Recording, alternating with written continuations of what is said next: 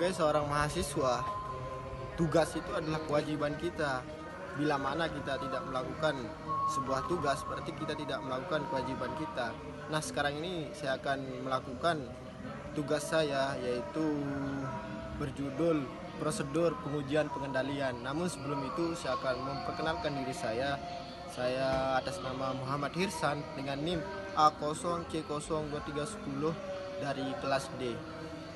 Adalah prosedur audit yang bertujuan untuk mengevaluasi efektivitas pengendalian dalam mencegah, mendeteksi dan mengoreksi kesalahan pengajian material.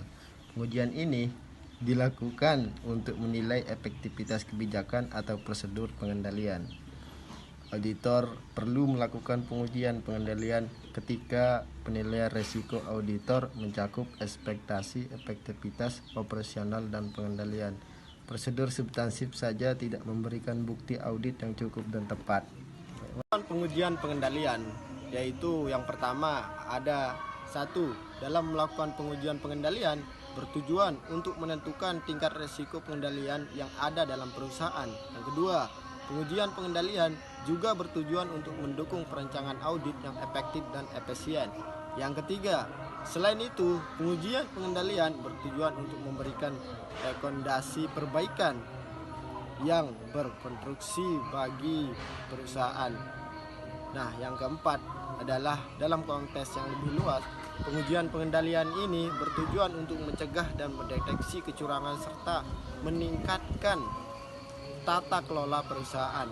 Yang kelima, ada pengujian pengendalian juga memiliki tujuan penting dalam hal dokumentasi dan laporan audit.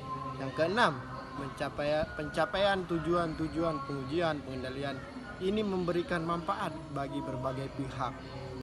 Selanjutnya ada ruang lingkup pengujian pengendalian. Ruang lingkup pengujian pengendalian dalam audit mencakup berbagai aspek dalam pengendalian internal perusahaan yang perlu dievaluasi untuk memastikan efektivitasnya. Lingkup ini meliputi pemeriksaan terhadap komponen-komponen pengendalian yang ada di dalam organisasi, mulai dari tingkat entitas hingga tingkat aktivitas operasional. Pada tingkat entitas, ruang pengujian mencakup evaluasi terhadap lingkungan pengendalian perusahaan secara keseluruhan. Hal ini meliputi struktur organisasi, kebijakan, dan prosedur yang berlaku, serta nilai-nilai etika yang diterapkan dalam perusahaan. Auditor juga mengevaluasi bagaimana manajemen menetapkan dan mengkomunikasikan pentingnya pengendalian internal kepada seluruh karyawan. Dalam aspek operasional, lingkup pengujian meliputi pengendalian atas transaksi dan aktivitas bisnis sehari-hari.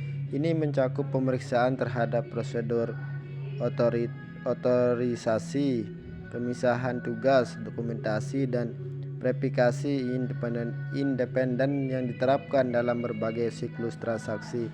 Auditor mengevaluasi bagaimana pengendalian ini dirancang dan diimplementasikan untuk mencegah atau mendeteksi kesalahan dan kecurangan. Selanjutnya ada sistem informasi dan teknologi juga menjadi bagian penting dari lingkup pengujian pengendalian. Auditor memeriksa pengendalian umum teknologi informasi seperti keamanan sistem, manajemen perubahan program, dan pengendalian akses. Selain itu, pengendalian aplikasi aspek sumber daya manusia merupakan bagian dari lingkup pengujian yang tidak kalah penting.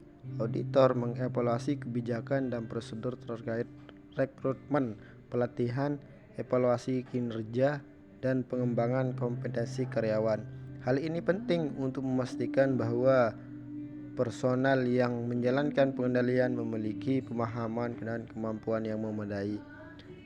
Lingkup pengujian juga meliputi evaluasi terhadap pengendalian risiko perusahaan. Ini mencakup bagaimana perusahaan mengidentifikasi, menilai, dan mengolah risiko yang dapat mempengaruhi pencapaian tujuan organisasi. Auditor memeriksa proses penilaian risiko dan bagaimana perusahaan merancang serta mengimplementasikan pengendalian untuk mengatasi risiko tersebut. Selanjutnya ada kepatuhan terhadap hukum dan regulasi juga menjadi bagian dari lingkup pengujian pengendalian.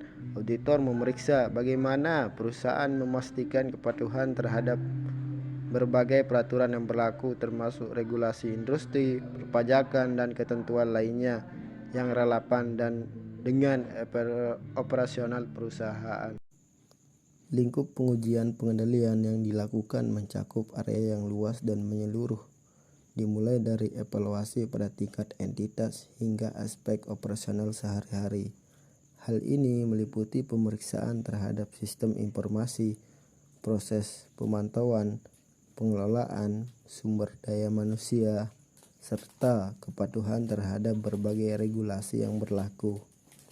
Seiring dengan perkembangannya teknologi informasi, cara pelaksanaan pengujian pengendalian juga mengalami informasi signifikan, mendorong penggunaan teknik audit berbasis komputer yang lebih soft skill dalam mengevaluasi aktivitas sistem. Ini kita sudah berada di dalam konsep apa kesimpulan yang saya dapati di dalam materi tadi yang di atas. Berdasarkan pembahasan yang telah diuraikan, pengujian pengendalian merupakan komponen yang sangat krusial dalam proses audit modern. Dalam pelaksanaannya, auditor menggunakan berbagai teknik yang komprehensif mulai dari inquiry, observation, absorption, dan lain-lain. Pengujian ini tidak hanya bertujuan untuk menentukan tingkat risiko pengendalian, tapi juga berperan penting dalam mendukung perencanaan audit yang efektif dan memberikan rekomendasi perbaikan yang konstruktif bagi perusahaan.